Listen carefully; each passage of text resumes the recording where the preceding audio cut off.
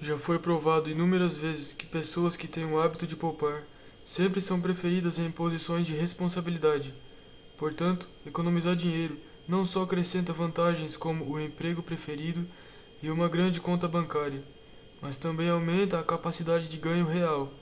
Qualquer empresário vai preferir empregar uma pessoa que poupa regularmente, não pelo simples fato de poupar, mas pelas características de tal pessoa que a fazem mais eficiente.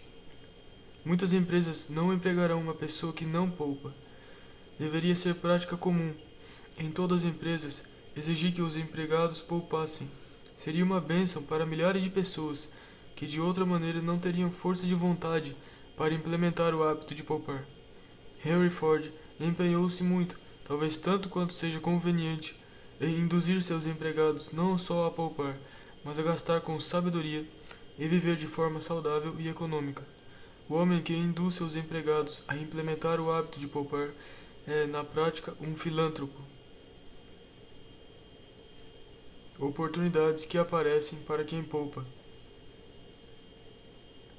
Alguns anos atrás, um rapaz chegou a Filadélfia, vindo da zona agrícola da Pensilvânia, e foi trabalhar em uma gráfica.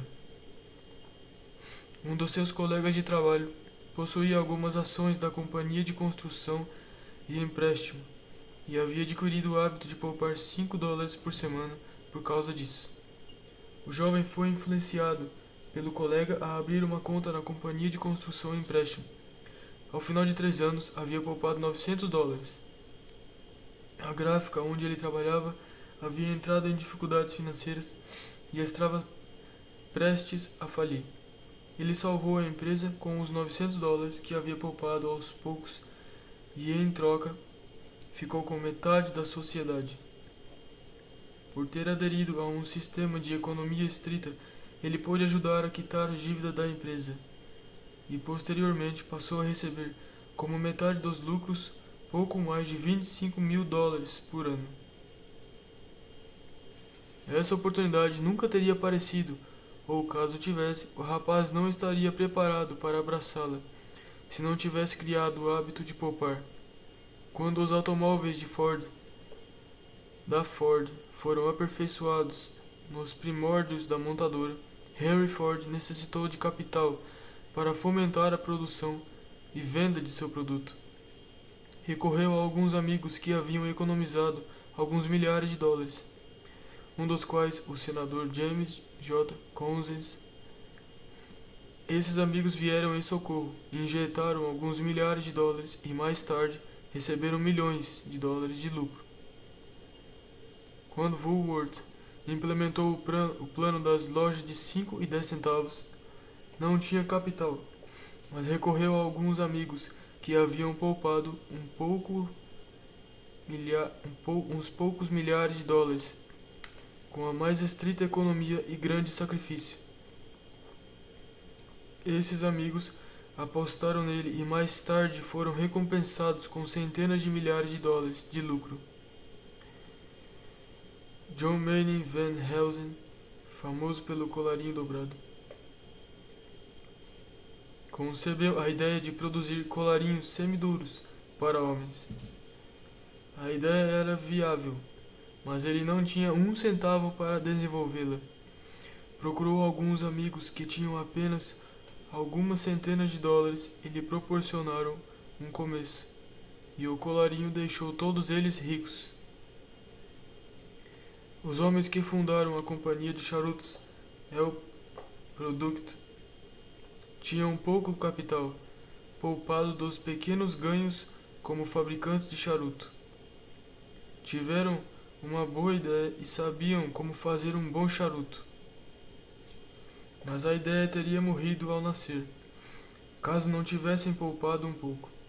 Com as parcas economias, lançaram o charuto e alguns anos depois venderam-no para a American Tobacco Company por $8 milhões. Por trás de praticamente qualquer grande fortuna, pode-se encontrar no início um hábito de poupar bem desenvolvido. John D. Rockefeller era um escriturário comum, concebeu a ideia de desenvolver o negócio do petróleo, que na época não era sequer considerado um negócio. Ele necessitava de capital, como havia desenvolvido o hábito de poupar, e com isso provado que poderia conservar os fundos de outras pessoas, não teve dificuldade em conseguir emprestado o dinheiro de que necessitava. Pode-se afirmar categoricamente que a verdadeira base da fortuna de Rockefeller foi o hábito de poupar, desenvolvido enquanto ele trabalhava como escriturário, com um salário de $40 por mês. James J. Hill era um jovem pobre, trabalhando como telegrafista, com um salário mensal de $30. Ele concebeu o sistema ferroviário Great Northern, mas a ideia estava fora de suas condições financeiras. Entretanto, ele havia adquirido o hábito de poupar, e, do parco salário de 30 por mês, tinha economizado bastante para custear a despesa de uma viagem a Chicago, onde encontrou capitalistas interessados em financiar o plano. O fato de haver poupado de um pequeno salário foi considerado uma boa evidência de que seria um homem confiável para gerir dinheiro alheio. A maioria dos homens de negócios não vão confiar seu dinheiro a outro, a não ser que este tenha demonstrado capacidade de cuidar do seu próprio e usá-lo com sabedoria. O teste é muito prático, ainda que embaraçoso, para aqueles que não formaram o hábito de poupar. Um jovem que trabalhava em um parque gráfico na cidade de Chicago queria abrir uma pequena gráfica e ser dono do próprio negócio. Ele foi ao gerente de uma empresa fornecedora de equipamento gráfico e comunicou sua intenção, dizendo que desejava crédito para uma impressora e algum outro equipamento pequeno. A primeira pergunta do gerente foi: "Você poupou algum dinheiro próprio?" Ele poupara. Do salário semanal de $30, havia economizado 15 regularmente por quase 4 anos. Ele conseguiu o crédito de que necessitava. Mais tarde, conseguiu mais crédito e construiu uma das gráficas mais bem-sucedidas de Chicago. Seu nome é George B. Williams e ele é um conhecido do autor deste curso, assim como os fatos aqui relatados.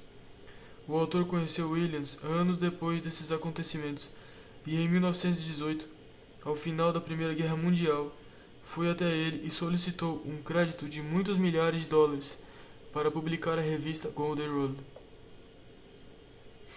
A primeira pergunta foi: "Você tem o hábito de poupar?" Apesar de, por causa da guerra, eu ter perdido todo o dinheiro que economizara, o simples fato de realmente ter o hábito de economizar foi a verdadeira base para conseguir um crédito de mais de $30.000.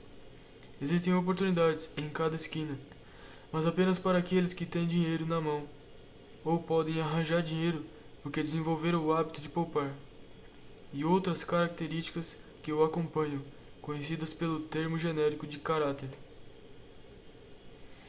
J. P. Morgan disse certa vez que preferiria emprestar $1 milhão para um homem com um caráter sólido que tivesse o hábito de poupar do que $1.000 para um homem sem caráter que fosse um perdulário.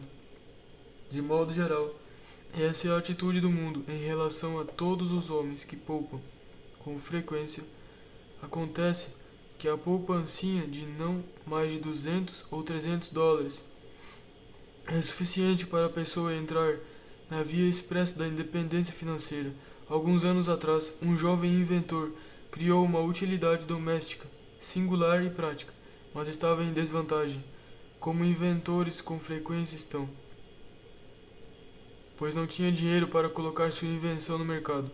Além disso, sem ter o hábito de poupar, ele verificou ser impossível conseguir dinheiro emprestado dos bancos. Seu colega de quarto era um jovem maquinista que havia poupado $200. Ele veio em ajuda do inventor com essa pequena soma e tiveram o suficiente para iniciar a fabricação do artigo. Saíram a vender o primeiro lote de casa em casa. Aí voltaram e fizeram outro lote, e assim repetidamente até acumular, graças à economia, a capacidade de poupar do colega de quarto.